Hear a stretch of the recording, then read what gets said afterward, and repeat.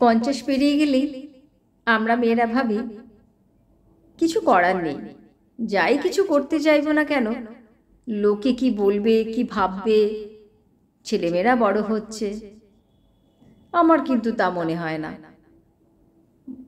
50 পেরিয়ে গেলে অর্থাৎ মধ্য 50-এ আমরা তো তখন সমস্ত দায়িত্ব থেকে মুক্ত, সমস্ত কর্তব্য করা হয়ে গেছে।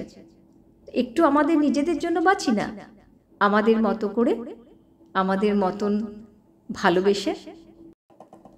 নমস্কার, আজকে পাঠ করছি ফেসবুকে একজনের লেখা পড়লাম, পল্লবী সেনগুপ্তের একটি মেয়ের এলোমেলো কথা। মধ্য 50-এর এই আমি প্রায়শই চোখে কাজল পরে, ঠোঁটে লিপস্টিক লাগিয়ে সাজগোজ করি, কারণ আমার ভালো লাগে। তাই লোকে বাঁকা চোখে দেখে দেখুক, বুড়ো বয়সের ভীমরতি ভাবে ভাবুক, তাতে ভারী বইই গেল। মধ্য 50-এর এই আমি নতুন করে শিখেছি জিন্স টপ পরা, বেশ ভালো লাগে। নিজেকে একটু অন্যরকম এই পোশাকে দেখতে আমার খুব ভালো লাগে, তাই মাঝে মাঝেই পরি। লোকের চোখে এটা ন্যাকামি মনে হয়, হোক, তাতে ভারী বইই গেল। মধ্য 50-এর এই আমি মেয়ের থেকে শিখে নিয়েছি ইন্টারনেট দুনিয়া। ফেসবুক, হোয়াটসঅ্যাপ চালাই নিজের খুশিতে, নতুন নতুন বন্ধু বানাই, গল্প পড়ি, বেশ আনন্দ হয়। লোকে আদিক্ষেতা ভাবে ভাবুক না, তাতে ভারী বইই গেল।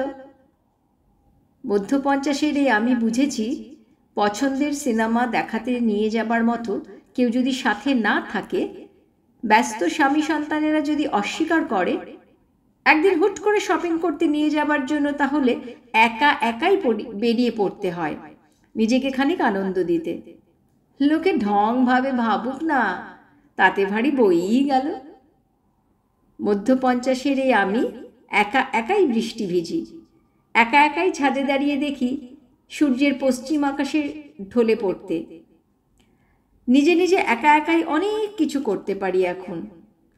লোকের এই আমার আমিকে নিয়ে আপত্তি থাকে তো থাক না, তাতে ভারী বইই গেল। মধ্য 50-এর এই আমি শিখেছি ভালো থাকার কোনো বয়স হয় না, নিজেকে ভালোবাসার কোনো বয়স হয় না। নিজের ইচ্ছে মতো কাজ করতে চাওয়ার জন্য কারোর অনুমতির প্রয়োজন হয় না। লোকে যা খুশি ভাবতে চায় আমায় নিয়ে ভাবুক না, তাতে ভারী বইই গেল।